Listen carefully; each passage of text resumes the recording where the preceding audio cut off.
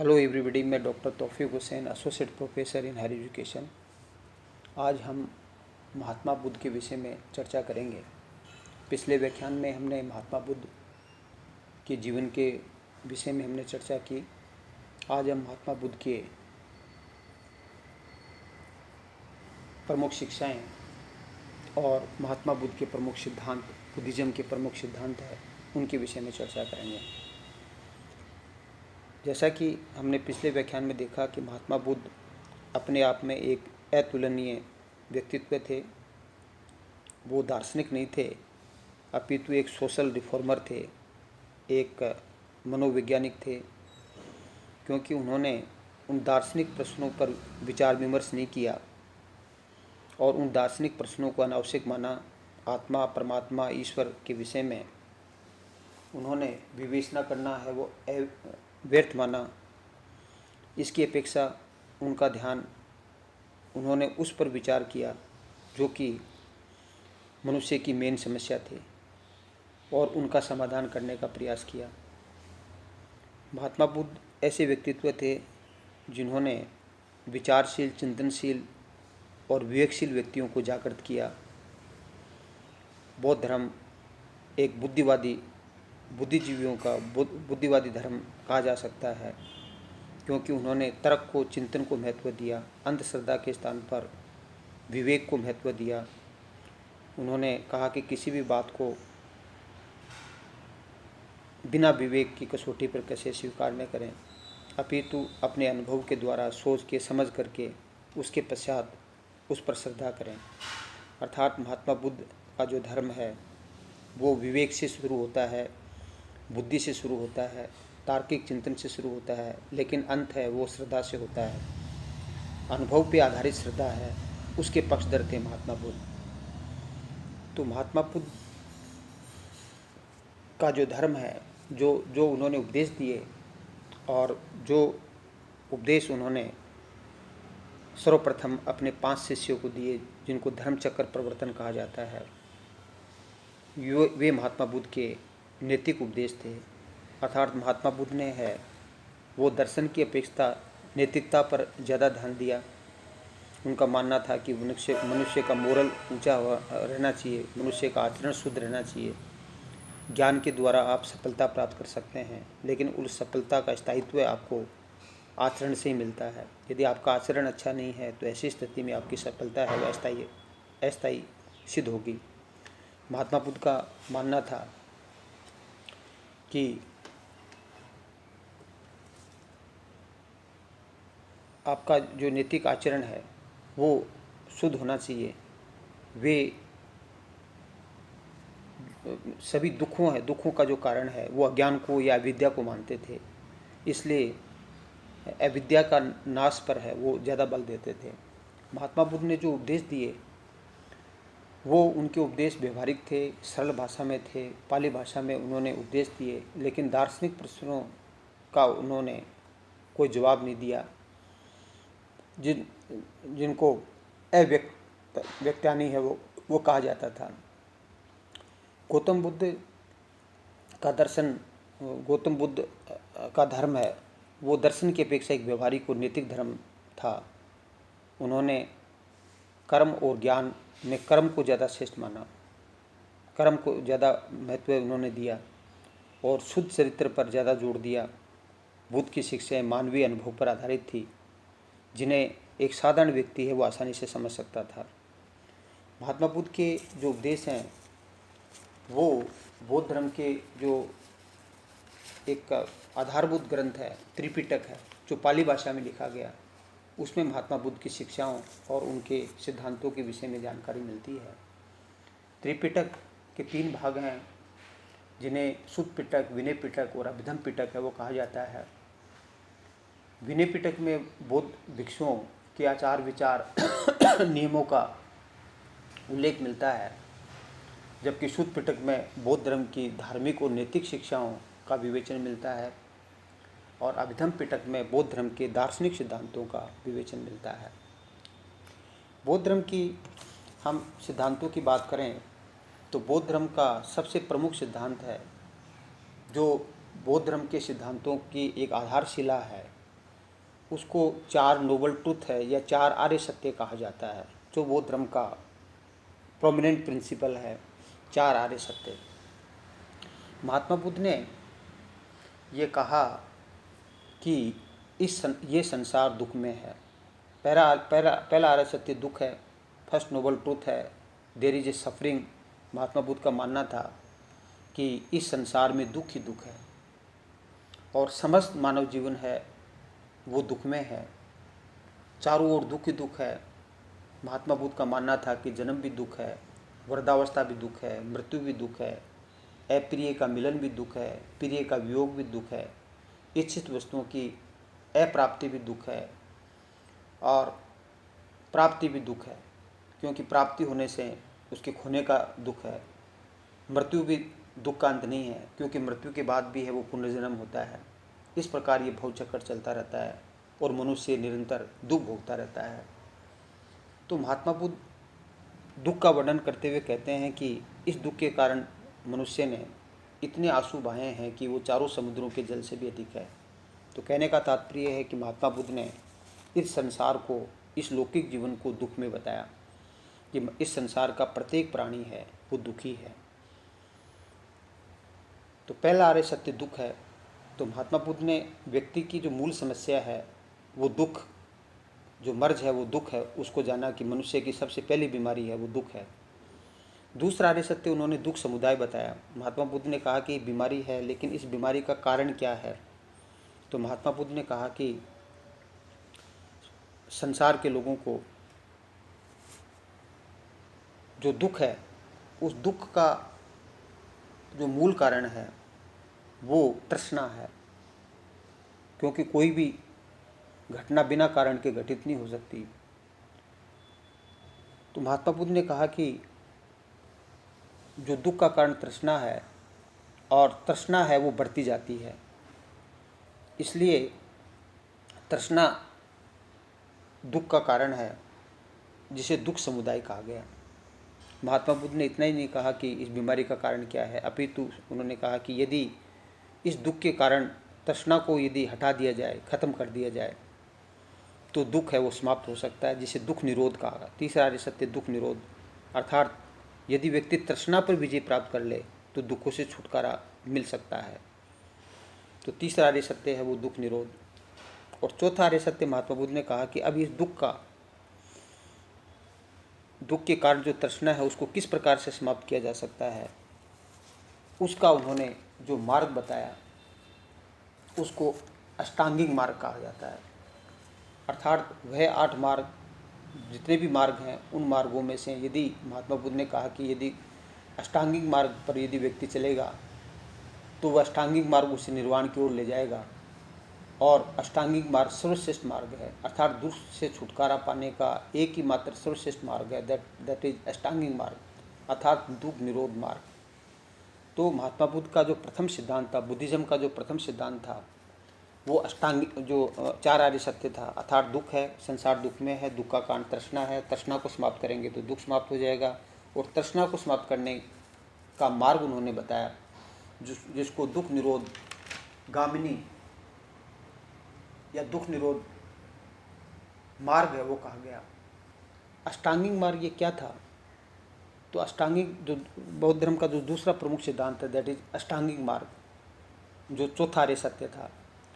तो अष्टांगिक मार्ग जीवन से संबंधित हुए 8 मार्ग जिन पर चलकर दुख को समाप्त किया जा सकता है और जीवन के वास्तविक लक्ष्य मोक्ष या जिसको निर्वाण कहा जाता है उसको प्राप्त किया जा सकता है, उसे अष्टांगिक मार्ग कहा जाता है।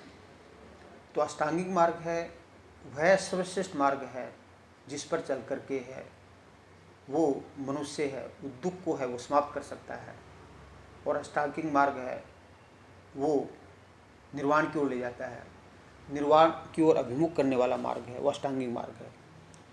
ये 8 मार्ग उन्होंने बताया कि सम्यक दृष्टि, सम्यक संकल्प, सम्यक वाक, सम्यक क्रमांत, सम्यक आजीव, सम्यक व्यायाम और सम्यक स्मृति और सम्यक समाधि। इन 8 मार्गों पर यदि व्यक्ति चलेगा तो दुख का मूल कारण तृष्णा समाप्त हो जाएगी और मनुष्य है वो निर्वाण की ओर है वो अभिमुख हो जाएगा। तो सम्यक दृष्टि का तात्पर्य सत्य अर्थात यथार्थ दृष्टि अर्थात चार आर्य सत्यों का जो ज्ञान है उसको सम्यक दृष्टि कहा गया। सम्यक संकल्प, जो कर्म करने योग्य नहीं है उन्हें नहीं करने का संकल्प, उसको सम्यक संकल्प कहा गया, अर्थात सही विचार। सम्यक व्याग अर्थात वाणी में सत्यता और मधुरता होनी चाहिए। यथार्थ और प्रिय वचन बोलना ही सम्यक वाग है। हिंसा, चोरी, मिथ्या विचार का त्याग और सत्कर्मों का अपनाना सम्यक कर्मांत है। और एक तरह से जीवन निर्वाह के लिए विशुद्ध जो प्रणाली अपनाना सम्यक आजीव, और सत्कर्मों के लिए निरंतर प्रयास करना है वो सम्यक व्यायाम, और अपनी मन की और शरीर की दुर्बलताओं को निरंतर याद करना है वो सम्यक स्मृति, और चित्त की एकाग्रता अर्थात राग द्वेष से रहित होकर के चित्त की एकाग्रता को बनाए रखना है वो समाधि कहलाती है। तो इस प्रकार महात्मा बुद्ध ने ये 8 मार्ग बताए जिसको अष्टांगिक मार्ग कहा जाता है। तो महात्मा बुद्ध ने अपने अनुयायियों को कहा कि मेरे इन 8 उपदेशों पर विश्वास रखो, बुद्धि से उसे समझने की कोशिश करो और हर एक उपदेश को अपने जीवन में उतारने का प्रयत्न करो। पवित्र से पवित्र जीवन और नियमित रूप से ध्यान और समाधि करो।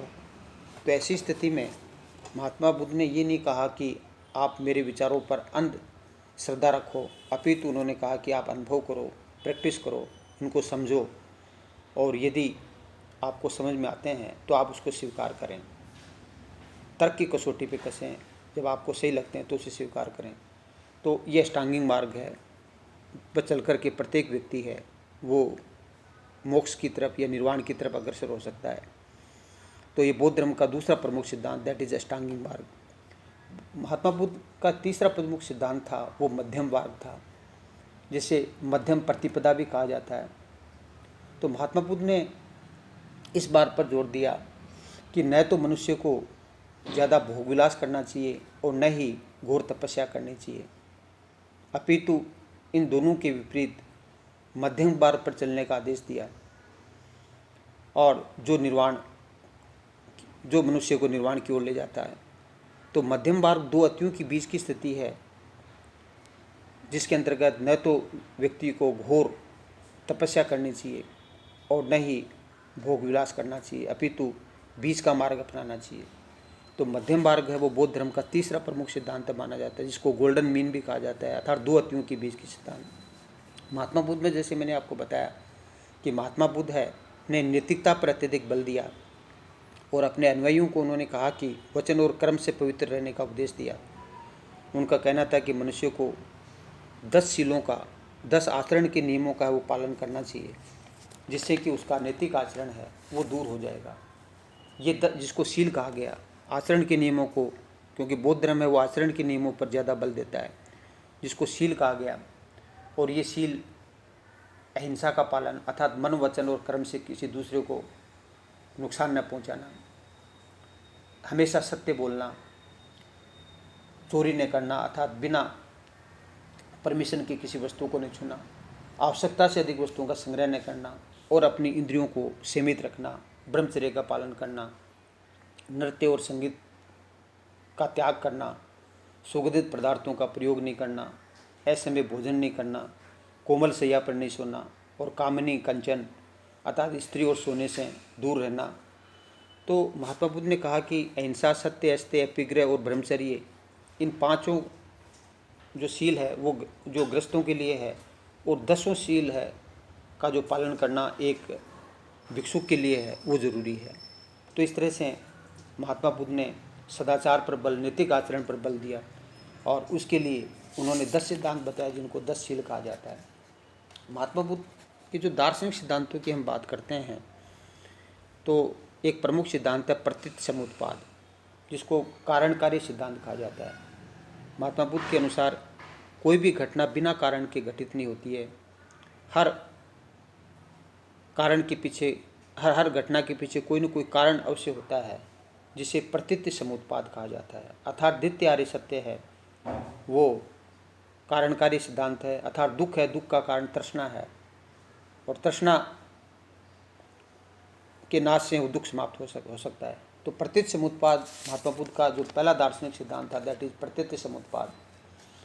प्रतीत समुत्पाद की सहायता से उन्होंने दुख का मूल कारण, जिसको अविद्या कहा जाता है, इग्नोरेंस कहा जाता है, उसको समझाने का प्रयास किया, जिसको द्वादश निदान या बहुचक्र भी कहा जाता है। तो महात्मा बुद्ध ने कहा कि दुख है, दुख क्यों होता है? जाति के कारण से। यदि मनुष्य जन्म नहीं होता तो दुख की अनुभूति नहीं होती। तो रिबर्थ हो रहा है मनुष्य का, उसका कारण दुख है। तो दुख का कारण जाति है, जाति का कारण भव है, अर्थात जन्म वो ले रहा है। जन्म क्यों ले रहा है? क्योंकि जन्म लेने की प्रवृत्ति है। भव का कारण उपादान है, अर्थात सांसारिक वस्तुओं से चिपटे रहने का भाव है।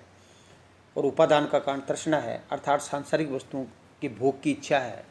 और तृष्णा का कारण वेदना है, अर्थात पूरी इंद्रियानुभूति, क्योंकि उन्होंने पहले उस अनुभव को है वो प्राप्त कर लिया है। और वेदना का कारण स्पर्श है, अर्थात इंद्रियों का वस्तुओं से जो का संपर्क है वो स्पर्श है। स्पर्श का कारण षडायतन, अर्थात 5 इंद्रिय और मन। षडायतन का कारण नाम रूप, अर्थात मन और शरीर का समूह है। और नाम रूप का कारण विज्ञान, विज्ञान का कारण विज्ञान, और विज्ञान का कारण संस्कार।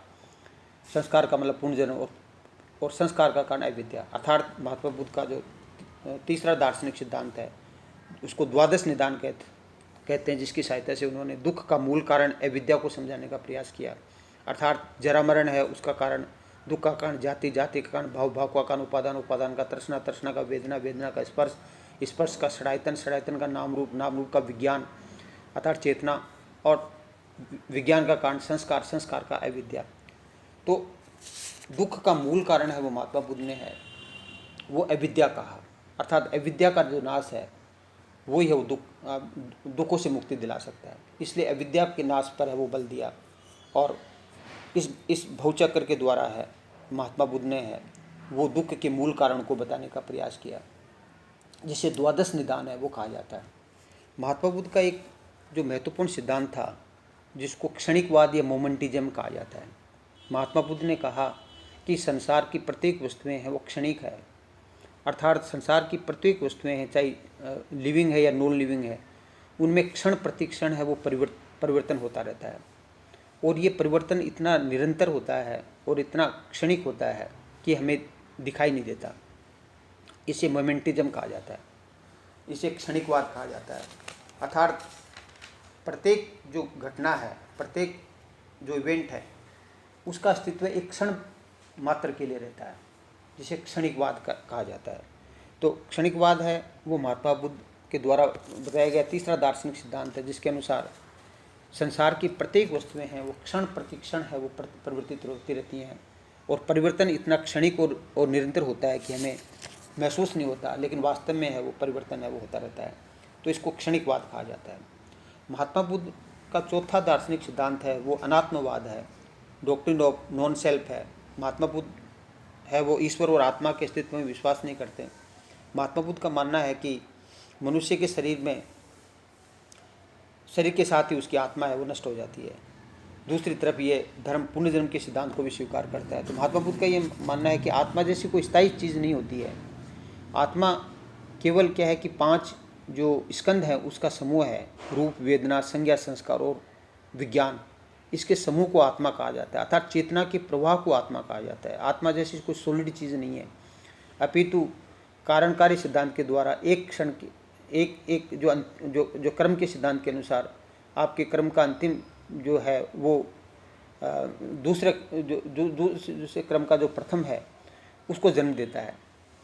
तो एक तरह से महात्मा बुद्ध है वो आत्मा, स्थायी आत्मा के अस्तित्व को स्वीकार नहीं करता, जैसे हिंदुइज्म और जैनिज्म के अंदर स्थायी आत्मा के अस्तित्व को स्वीकार किया गया है। जबकि महात्मा बुद्ध है का मानना है कि स्थायी आत्मा जैसी कोई चीज़ नहीं है। महात्मा बुद्ध है वो ईश्वर के अस्तित्व पर भी मौन रहते हैं, आत्मा के अस्तित्व। वो कहते हैं कि ईश्वर सृष्टि की रचयिता के रूप में उन्होंने ईश्वर के अस्तित्व को अस्वीकार किया। उनका मानना था कि ईश्वर ने सृष्टि का निर्माण नहीं किया, क्योंकि ईश्वर सृष्टि का निर्माण करता तो उसके पीछे कोई प्रयोजन होता, और ईश्वर परफेक्ट है इसलिए उसका प्रयोजन नहीं हो सकता, और बिना प्रयोजन के कोई काम नहीं हो सकता। तो महात्मा बुद्ध का मानना है कि ये संसार है वो निरंतर एक प्रक्रिया है, ये ऐसी चलती रहेगी, ऐसे चलती रही है, इसमें ईश्वर का कोई लेना देना नहीं है, अपितु अपने कर्म के अनुसार ये संसार चलता रहता है। जैसा कर्म करते हैं वैसा ही आपका पुनर्जन्म है वो होता है। तो ईश्वर और आत्मा के अस्तित्व को स्वीकार नहीं करते, लेकिन पुनर्जन्म के सिद्धांत को है वो जो बुद्धिज्म है वो महात्मा बुद्ध वो स्वीकार करते हैं कि पुनर्जन्म है। जैसे कर्म है, कर्म के अस्तित्व को है वो उन्होंने स्वीकार किया। महात्मा बुद्ध का जो अंतिम जो प्रमुख सिद्धांत है दैट निर्वाण, जिसको मोक्ष कहते हैं, बौद्ध धर्म में इसको निर्वाण कहा गया है। और निर्वाण का अर्थ है बुझ जाना अर्थात ठंडा हो जाना। और ठंडा किसका हो जाना? एक तरह से वासनाओं का और अज्ञान का पूर्ण नाश हो जाना, ये निर्वाण है। बौद्ध धर्म के अनुसार मानव को इस जीवन में निर्वाण प्राप्त कर सकता है, इसलिए मृत्यु जरूरी नहीं है। तो निर्वाण है बौद्ध धर्म के अनुसार वह स्थिति है जहाँ चित्त की सारी मलिनताएँ समाप्त हो जाती हैं और मनुष्य के जन्म मरण का चक्र अवरुद्ध हो जाता है और प्राणी के दुखों का नाश हो जाता है। और दुखों का नाश होने के कारण से है वो एक चरम आनंद की स्थिति होती है, एक चरम आनंद की स्थिति है, वो निर्वाण है।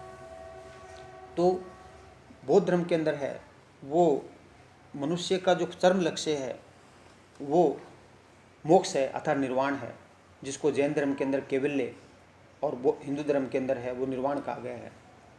और जिस इस स्थिति के अंदर है, निर्वाण की स्थिति में मनुष्य की सारी तृष्णाएं वो समाप्त हो जाती है और अज्ञान है वो समाप्त हो जाता है।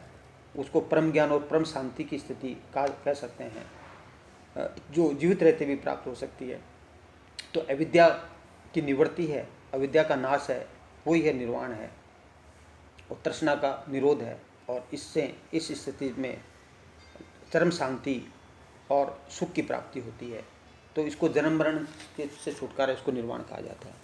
तो ये बौद्ध धर्म के जो प्रमुख सिद्धांत थे जिसकी हमने चर्चा की। अगले व्याख्यान में हम बौद्ध धर्म का भारतीय संस्कृति को क्या योगदान था उसके विषय में चर्चा करेंगे और बौद्ध धर्म की प्रमुख संगीतियाँ हैं और बौद्ध धर्म के प्रमुख संप्रदाय हैं उसके विषय में हम चर्चा करेंगे।